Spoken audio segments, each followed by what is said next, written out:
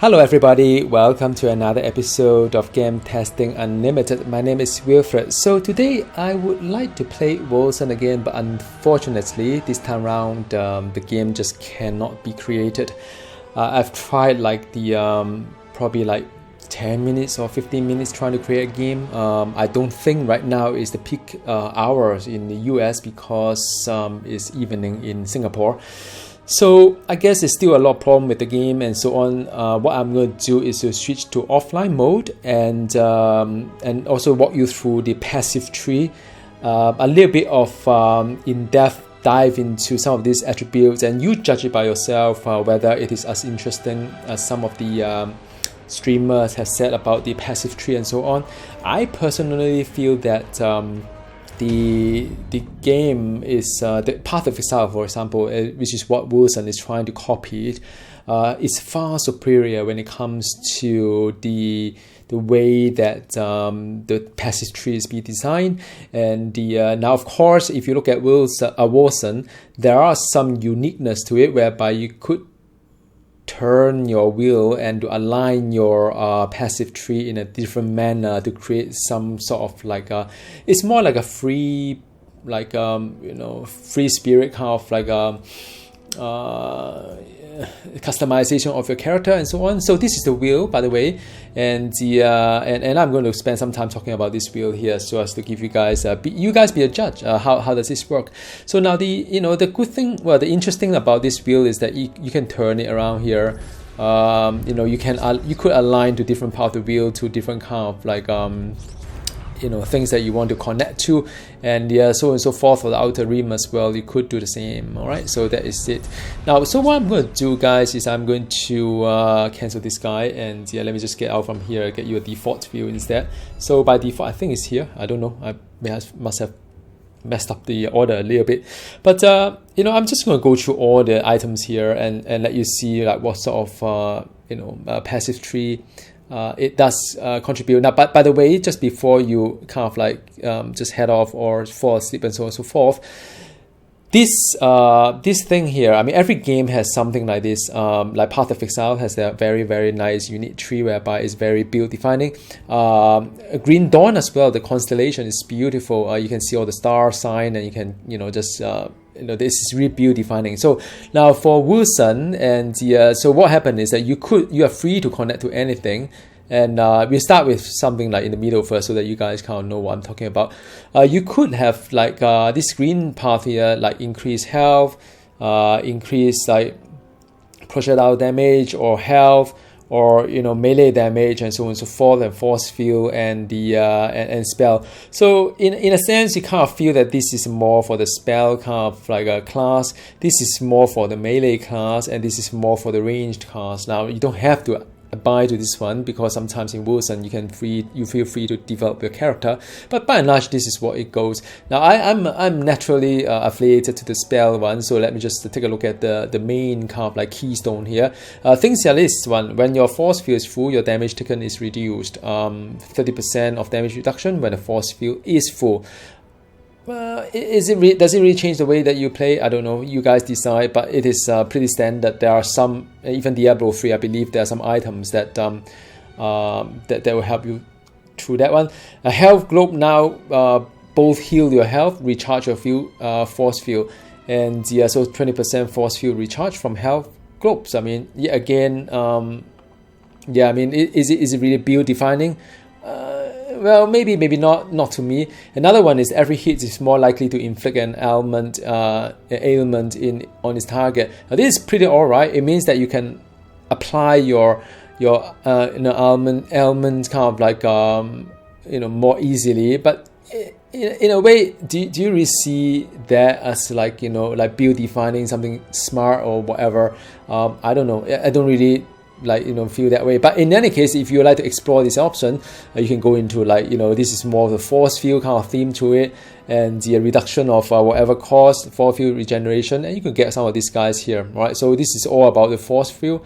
Everything is just force field. So if you are playing like a Path of Exile, it is the kind of shield that you got, in the energy shield, whatever it is for Path of Exile, right? You just copy that. Another one, if you want to go for the force field recharge from Hell Globe, which I find is a bit odd as well, you could actually cooldown reduction for the all skill, maximum, plus maximum willpower and rage, and the range for picking up health globe. In D3, this would have been part of the secondary stat if you play D3, and there are things that healing from health globe as well. Yeah, how often do you get health globe? Not very often, in fact, in Green Dawn so far. So these are the couple of things that you could use if you go for the ailment. Ailment, then you can have spell damage and the casting speed score, and a bit of like just elemental status ailment chance score. So that's about it. To me, that doesn't excite me at this quadrant, or this, I don't know how you call it. It's not quadrant, it's a, I don't know, 1/3 of it. Then if you want to go for range, you could go for the attack speed, or both attack speed, which is I think is more for the melee or ranged, or the spell casting speed as well. You could go for things like more likely to avoid damage after being hit, 100% dodge chance score after taking a hit, so it does give you a bit of like a mitigation itself, and also again additional stamina to use dodge roll at low health. So you basically have more stamina, which this one is pretty decent as well. It does help you get out from some of the trickier situation. But the lead up to it, you could have things like increased projectile damage and melee damage, increased attack speed, move speed kind of thing. It's very standard kind of attribute. These are all just attribute. You could pick up different kind of like points to it, but if you want to open up this keystone, probably just this way to go in here. There's no other way. Even here, the shortest path to this guy is only one way. There aren't really any other alternative way if you think about it. If this were to be connected, it could have been quite interesting, because I could route it here and I take this path instead. Like in Path of Exile, usually for keystone there are multiple ways to get there, but this one is just one way to get there. But you could of course collect other things if you so wish to. If you take a look at things like the gain stamina point is cooldown reduction for all skill again. +1 stamina point that is for you to roll.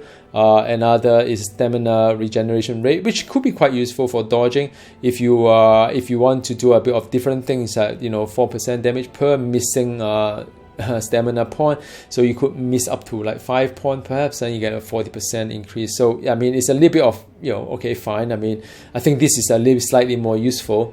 Then the third one is that you could when below a certain health, you get a burst of health regen. This ability has a cooldown, so under 30% of maximum health, get a burst of health regen, which is not something unusual, I would say. It is not something build defining either. So that is one way. And if you think about it, it is really about customizing against you are playing the low health, or you are playing the more of the this again low health, but this one give you a bit of roll, this one give you a bit of health regen, and this one will give you the force field. I think this is the force field when it's full. So different way of mitigation, but does it really change the way that you play? I highly doubt that is anything creative. If you guys see Green Dawn, you probably know what I meant, is that it does augment your skill in a very meaningful way with the way that you choose your constellation. Then this is if you look at the melee side of it, besides this second wind, you have the heat of the battle, which 25 rage per hit taken. So it is I think this is rather alright. If you are melee, this one will help you to regen rage, and this one is the crit hits chance. That is for attacker speed. So it's in a bit of and leading up to it again is cooldown reduction. You've seen it all the time, everywhere, just cooldown reduction. I think once you lead down to this point here is cooldown reduction, and this point is cooldown. Well, I don't know, these are cooldown reduction. So again, it is it's pretty symmetric. It doesn't really. It will mean that you will get a cooldown reduction anyhow. even if you want to just go for the green path or the blue path or the red path. It doesn't give you the asymmetric kind of like a feel to it. Probably like, I'm just keep comparing it is to a Path of Exile because it is a really good game, and I believe all these things are just some of the duplication of somewhere that you have over here. Some of them is on the dodge, some of them cast speed kind of thing, but it's all in all, it just in a way give you the move speed here. This is another move. I think there was a move speed somewhere, I can't remember, but yeah, I mean the and over here is attack speed and crit, so this is more damage kind of thing, and this is more the give you the utility, and this one more for mitigation kind of thing. So yeah, I mean utility, mitigation, or the DPS. So that is really what it is that mirror all three of them in some sense. So now look beyond this one. You could let me quickly go through this one. So I'm not going to go through all the big and all the small dots here, but let's start with on top here. You have the give all form of damage life leech, and life leech heals you on the next tick of health regen. Okay, big deal. Life leech. There's more than note here. 4% damage for each nearby enemy within 4 meter range. Increased damage for each enemy within melee range. Again, okay, cool. Another one is 2% per 100 unspent rage points. So the more rage you have, the more damage you dealt. Apply to all form of damage. Well, I mean, it's always a trade-off because rage is in fact the in a way it gives you the power, the utility or the score for you to deal more damage. So I don't know, sort of like, okay, fine. And then there's another one is that 50% of physical damage convert to rend damage. So you have there are many damage type in Wolcen, and just convert the physical become rend. It's not unlike the Path of Exile as well. If you think about that way, they do have all these converting damage to cold and so on and so forth for various kind of reason. Yeah, so some just want to turn everything into one damage type. I mean, even the Green Dawn as well, they have something like that. Another one is that physical toxic rend damage is increased. You cannot inflict any other type of damage, and they have 50% material damage. I believe material damage is more like a physical toxic and a rend itself that you can't deal anything else. That's all. So this is the tree that is kind of a little bit more interesting in a sense, because that can give you a little bit of thought about this whole whether you want to deal material damage or life leech or the just something convert to another. Quickly go into the ranger type of it. All projectile pierce every target within 6 meter radius. I think that could be useful. Another big note is that certain percentage of all projectile damage scaled with distance at 15 meter. So this is sounds like one of these legendary gem in D3 itself. Just saying. Then you have this another big note here is that +1 projectile to all projectile skill, and minus 50% of all projectile damage. I believe in Path of Exile it would have been a gem that enable you to do that, I presume, if I remember correctly. But I mean, this is it could be interesting. It just gives you one more projectile to hit things in a way. So to just augment the way that you do your ranger. And then the smaller note is that just smaller note. I'm not going to go through a smaller note. Let's just go focus on the big one. Then you have the residue energy, which is attack gain 30% damage from the last spell cast. The type of damage is the same as the last spell cast. So it is basically just empowering the next. It just encourages you to keep switching your power, I guess, in a sense, because you keep buffing another next attack and so on. It could be rather interesting. Then you have the life leech affect force field instead of health. I believe Path of Exile has something like that as well, if I'm not wrong. Then the third one is that spells are more likely to deal critical damage when above certain threshold willpower. So that is the more willpower, which is one of the resources, blue in color, you have, the higher the crit. That's about it. Then the red wise is that 25% all resist score for you and your ally after blocking a hit. So that is that's utility wise. If you like to do a blocking kind of like carry a shield, 6% added block chance, allow any weapon to block. Then you have the plus all resist score for you and your allies after you picking up a health group. So it's block and health group. Moving on to Assessee Mode, which is the converting the physical damage into toxic, and the 20% of damage when only one enemy is within 7-meter range. It's a boss killer, isn't it? I think there's something like that in D3 as well. Then you have the crit hit deals more damage, non-crit hit deal less damage, a bit of like gambling here and there. If you're high kind of like crit kind of build, then you probably want to pick some of these guys here. All right. Then you have the cable list. Cable is like if you think about Green Dawn, isn't that a cable list as well? Yeah, that's why I play in Green Dawn. When applying elements, more stacks are applied to the enemy. Other form of damage are less potent. So that is more on the damage over time kind of build. Then you have killing an enemy inflicted with an element that gives you a temporary damage boost.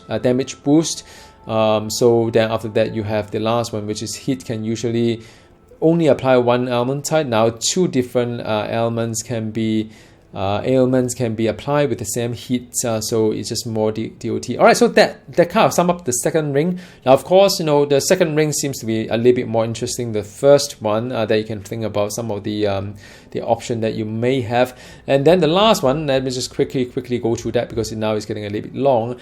You have the Oracle of the Trinity, which is now this last ring could be a little bit more interesting. Using certain elemental skill grant you their corresponding arc chord. So there are different arc chord that spell that inflict fire, frost, or lightning element. Grant passive bonus called arc chord. Up to one arc chord can be active concurrently. Trigger arc chord to remain locked for 1 second. So you can have different kind of arc chord, like the Abanazar's arc chord active for 5 seconds, and that is trigger again. You have 20% damage when so basically it is a boost. So all these very lengthy words trying to tell you is that the different arc chord that will increase your damage for while either crit or flat damage or element kind of chance. That's all about it. A lot of words for just a few sentences of summarization anyway. And then you have a lightning skill can launch a chain lightning spell, a fire can launch a meteor, and also frost can launch a frost lance. So yeah, I mean that could be rather interesting, but again it's by chance. So this is more elemental build. And then the last one is that whenever your willpower is under a certain percentage, each time you use a skill, there's a small chance that you will cause explosion. You and your enemy take a percentage of your maximum health or force field as damage, and a percentage of your willpower is regenerated. So again, a lot of words there. What it means is that when your willpower is below 30% of the maximum, you have a chance to cause explosion, dealing damage based on your maximum field force or health. Then you regenerate your willpower in a sense. So it is a passive kind of like running on here. So a bit of like different play style here. Then onto the Child of the Fury, which is more the melee part of it. Your willpower generation is transferred into rage, and your willpower generation is Hang on a second. What is this? Passively generate rage instead of willpower. That is all it is. So basic. Well, so you try not. Yeah, I think that was what it is. Is that you just keep generating fury. Because if you don't do any willpower kind of skill, then it's no point transferring into willpower into rage and so on and so forth. Then you have the each time you hit an enemy, you receive unleash fury point. Each fury point increase your attack speed, life leech, and reduce all your resistance scores. So reduces all your resistance score. Interesting. But again, it's just that a bit of fury, get yourself a little bit vulnerable, I guess. So yeah, that's one. And after that, you have the Blistering Embrace. So when you hit an enemy that has a certain number of burn stat, your hits have a chance to consume the burn stat that you inflict and deal increased damage per stat of number of stats consumed. So yeah, it could couple and do a bit of like whether you want to burn, and after that you do a bit of like hit as well. So this is more for a melee kind of thing. Moving on the range or exorcist kind of thing is that after a few seconds of not being hit, you gain a tenant point. Where you are hit, you ignore a percentage of the damage, you lose a tenant point, and the amount of damage reduction is increased with each point you have. So well, again, it's just I think summarize it, is a damage reduction. Then you have the academic field word, which every time you kill a champion enemy, you gain 1 headhunter point up to a maximum. Each headhunter point increases your material damage. Remember, material is those physical, toxic, and one more I can't remember, rand, I think. For a few seconds, your headhunter points will be reset if you do not acquire a new point within a given time frame. So you just have to keep kind of killing champion, I guess. This is more like, that it's like Bane of the Powerful. I don't know. So the next one is the Blessed Silver. You have 5 anointed ammunition points that replenish every few seconds. Anointed animation also replenish when you dodge. So every points that you have, your projectile damage is increased or the melee is increased. So basically you just keep accumulating points that you kind of like buff your power itself. Alright, so this is yet another mechanic that I think is fair. I mean, a spell usually have some sort of like, mechanic to increase damage. The melee has a bit of like mechanic to increase damage, and the range also, or the range also have a bit of like kind of like increased damage. Now moving on to the next bit, which is the second of all, is then you have which time cannot heal, a time wave. When you damage an enemy that is afflicted with stasis, they will take damage again after a few seconds. So alright, so that is basically a couple with any stasis kind of skill. Then you hit the enemy for 100% damage. Then it's a bit of combo. I think the theme of the third ring is, to me, is a little bit of combo. A portion of the damage you receive is delay, and this delay damage does not interrupt force field regeneration. Your maximum health and force field is reduced. So it's kind of in a way is similar to one of the legendary gem, I guess, in D3, whereby you just spread the damage across time, so you don't take all the damage in one shot kind of thing. Then you've got the other one, capture velocity. If you apply stasis to an enemy with an attack, you gain a supernatural paradox point. Each supernatural paradox points increase your spell casting speed. And so on. Then you have, instead of supernatural paradox, you got earthly paradox as well, increase your attack speed. So well, it's kind of complex here and there, but basically it's either increases your spell attack speed, I guess, and or the attack speed. Whether you want to go for supernatural or go for the earthly kind of paradox. I think one is more for melee, one is more for spell, maybe perhaps. So that's another one of them. Then moving on to the red part, arms master, you unlock probing witness and stalwart resolve stance. Each one gives you different bonus. Using a dodge roll changes your stance. So this one is quite interesting. They give you 2 stances to play with, then depending on what stand it is, then you have a different kind of like a buff to it. I think it just makes the dodge roll a little bit more interesting, but I suspect that sometimes if you need to dodge, you dodge anyway. So maybe all this buff, you probably don't think about which stance you are at, rather than say you just want to dodge to survive. Then you have the pugilist momentum. Whoa, this is a bloody long one, sorry for swearing. Completing attack with the same weapon 4 times within a short period grants you different bonuses depends on the weapon type. So different weapon type will give you, I don't know, I will be challenge anyone to remember all this while they're playing this pugilist momentum, because you have one hand and dual wield weapon, inflict the crit hit on the 4th attack, and the 2-hand axe, hammer, and sword always done in the area effect on the 4th effect, and a bow always fire projectile in 360 degree around you on the, guess what, 4th attack. Wow. So okay, so do you even count the 4th attack? I don't know. Sounds a bit too complex to me. If you block enemy's attack, this one is power reprisal. You instantly deal a percentage of your damage, weapon damage, in a counter attack. Nothing new on this one. I've seen this before in other games. Then we have the on the green side, white arrow, hungry, whatever. Damage is increased based on how much pierce remain on a projectile after it hit an enemy. Yep, so it's just a way that you pierce in a different kind of damage buff. Acute tracking. Every second that you are in battle, receive cold-blooded points that increases your damage. If you are hit, the cold-blooded points are removed. While in combat, gain cold-blooded point every 2 seconds up to a maximum of 5, and then you buff your damage. All right. Then the last one for this set is White Arrow on the Wintry Hell. When a projectile hits an enemy, it will bounce off them and hit another one. Dealing bonus frost damage. A projectile will not bounce if they have Pierre remaining.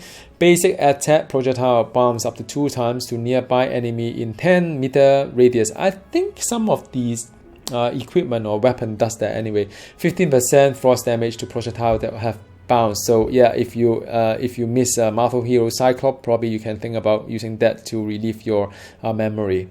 Not. So the next one, Occult Affliction, which is what color is this? A blue one or whatever. Under AB's Shaper, Path of Exile. The occult damage that an enemy receives from your attack is increased with each curse stack you are. So you curse, and curse. Hey, hang on, where is the Necromancer skill? Oh, I wonder. Next one, Martial Shift Stick Effigy. Maximum force field is doubled. Your health cannot exceed 5% of your maximum force field. Okay, big deal. Next one is the... No, I'm going to read this. It's called Fatal Pact. Every element that stacks with you, which you inflict, is also inflict on you. Each time you reach 10 stack of one element type, the element is removed completely, giving you and your allies a bonus for a short time, depending on which element is removed. If a stasis stack were removed, movement speed is increased. If a curse stack were removed, all resists are increased. If weakness stacks were removed, damage is increased. If any other stacks were removed, health and force field are regenerated. So again, I challenge anybody to remember all this detail while playing the game and on this Fatal Pact. But yeah, it could be quite interesting for your mental kind of capacity. Great stuff. Moving on to EOS, which is the red part, the Dawn's Pious Striker. Enemy are killed instantly if hit while the health is below a certain threshold. Whoa, this sounds like I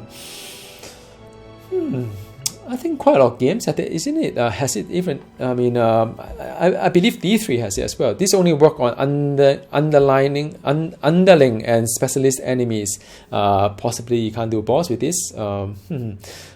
Okay, whatever. Next bit is the Beacon for the Lost. When your force field is above a certain percentage, your sacred spell damage is increased. When your force field is under a certain percentage, your sacred attack damage is increased. This ability only works if your force field is above 0. Okay, so that is one. Then the last one is the last one of this set is the Unflagging Prayer. When your health is below a certain threshold, you make a prayer, giving a buff to all resist score of your allies for a few seconds and reviving down allies. This ability has a large cooldown. How large is it? Let me read it. Hang on. All nearby allies are resurrected when your health drops below 30% of maximum. It could be quite interesting. I mean, if one of you have this guy, I would like to have you in my party. Any nearby allies, well, that is provided if I get to end game with this game. Just kidding. Who else is tuning in right now? Anyway, let me continue. All nearby allies gain 30% boost to all resist score when allies were resurrected. All right. So now it has a very large cooldown. And I'm just wondering, how large is large? Is it like large of 5 minutes? Large as in like every 10 minutes? Large as in every half an hour? Like World of Warcraft? I don't know.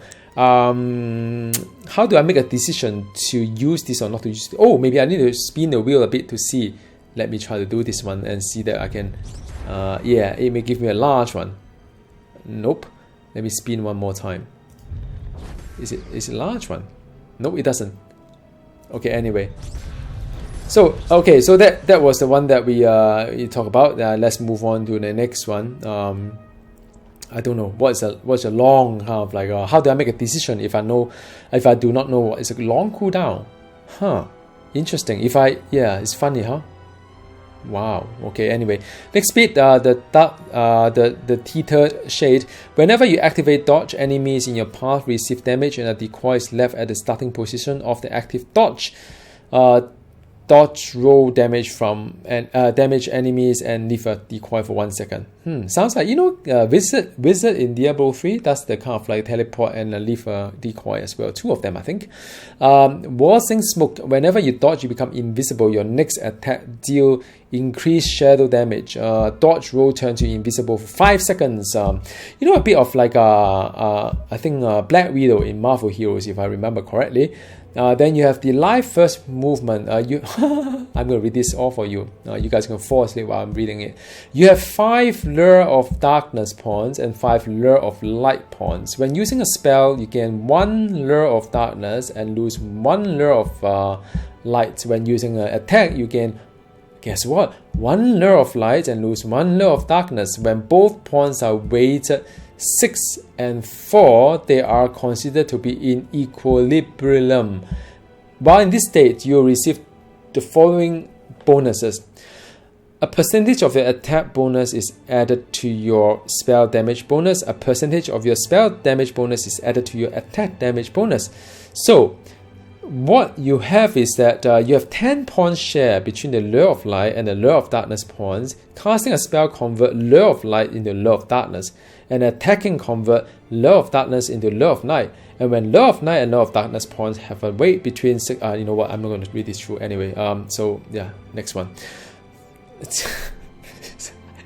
It's insane, isn't it?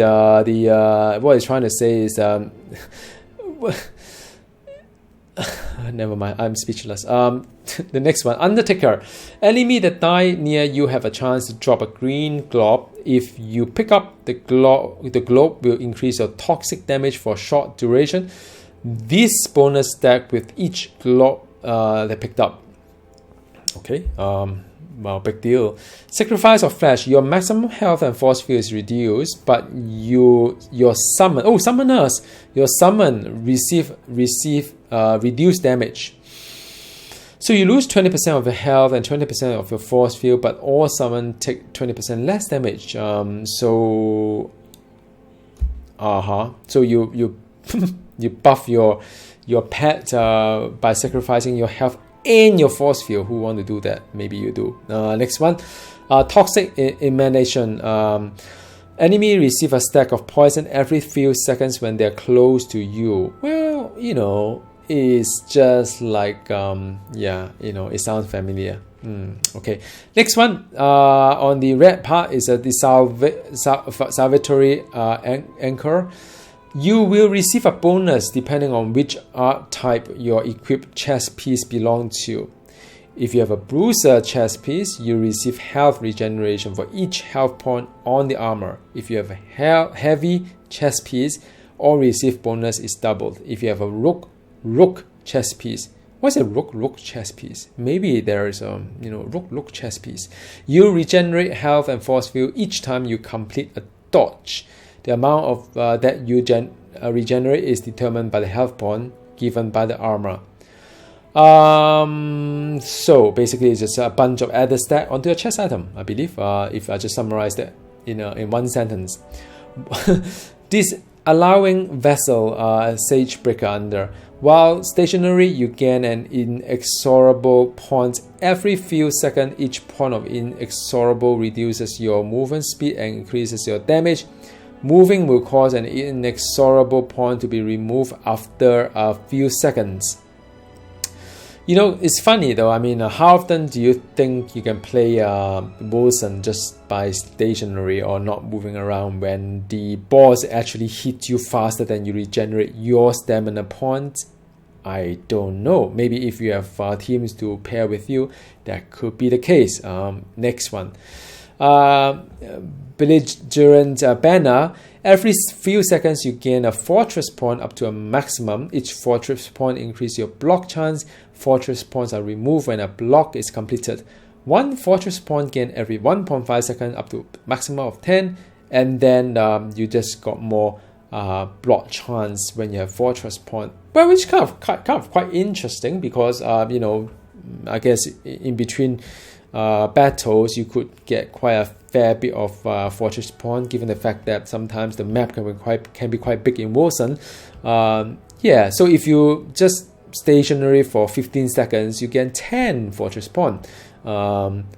15 seconds. Nah. Okay, next one. Next one is the static transferal. Each time you attack, you receive an overload point that increases your damage. When you use a skill, every overload point is removed. The total damage bonus provided by your overload point is doubled. 6% damage per overload point. Basic attack generate 1 overload point up to a maximum of 6. So, and using a skill consume all overload point, but double damage of the skill. Okay, it means that you have purpose to use some kind of basic power, I guess, for 6 times, and then you count the number 1, 2, 3, 4. Oh, you know what? It may be even longer because of animation in Wolcen. So yeah, you just count, do 6 times, then you do a skill. 6 times basic, 6 times 1 time skill, 6 times basic, 1 time skill. Sparkling Dart. When you have power charge pawn, this resource is now used to activate any device or knightling skill. The resource can have any value between -100 and 100. When the power charge is a positive number, your damage will be increased, and when it is negative number, your damage will be reduced. Power charge is regenerated over time and by using your attack. Device and knightly damage still use willpower in addition to power charge. So basic attack fill your power charge point by 4. 4 power charges points are generated per second, capped between -100 and +100. Now let me rethink this again. Basic attack, okay, 4 points. 4 charges points are generated per second and capped at between -10, 100 and +100. So, okay, and then a device and skill that use base lightning damage have their damage increased by +200 multiplied by your current number of power charges points.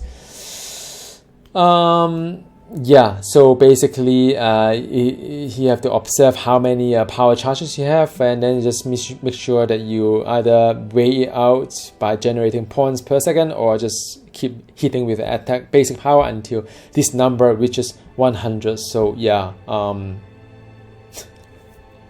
speechless. Next one. Intravenous neutral chord. Whenever you inflict a critical hit on enemy, your attack speed is increased for a short duration. So whenever you hit faster. Hey, isn't it frenzy in Diablo 3? Huh? Or not? Whatever. Next one. Then you have the oh, I'm done. So yeah, that is all. Oh wow, I thought I need to continue doing it, and by now I think only 1%. Oh, you know what? -1% of you guys are still staying online with me, listening to my voice. And well, thank you for tuning in to the radio of mine, and hope you guys have a good sleep by now. But anyway, my conclusion, jokes aside, is that there are some parts that's rather interesting. Some part is rather bizarre, but there's a lot of mathematics inside. Like, for example, you have to maintain an equilibrium of 6 and 4 kind of thing. And the yeah, I mean, look, I'm not going to bash Wolcen for the sake of bashing it. I think there are some uniqueness to the way that the skill is designed. I think some part of it is a little bit overcomplicated, and the fact that I still haven't figured out how to reset this whole thing made me wonder how much I can experiment on all these points and try out different build. And in a sense, also my only concern is that because Wolcen I don't enjoy Wolcen as a leveling experience. Now I do not know what endgame is like, but leveling in Wolcen is very, very tiring because it's very repetitive. When you're low level, your attack speed is very, very low, slow, and you're just not responsive. There's a lot of walking and not enough action as well. So I do not want to level multiple kind of like characters just to experiment what kind of potential this one may be. But I don't know, maybe I haven't discovered a lot of mechanic whereby I can reset this whole thing at will, or maybe not. So yeah, thank you very much for tuning in. I know a lot of you follow me, from the Marvel Heroes days, and as well as see me play Diablo 3, a bit of Green Dawn, a bit of like Path of Exile as well. What do you guys think? Do you think this is the next generation ARPG in terms of designing this whole kind of like a passive tree? Do you still prefer the way that Path of Exile does the tree? Do you still prefer, like for example, the constellation in Green Dawn? Let me know in the comment box below, and I'm happy to engage a meaningful discussion with you. And also do let me know what kind of features that you would like to see. Unfortunately, I can't play this game right now because, again, the online version is not working. And I'll see you next time. Goodbye.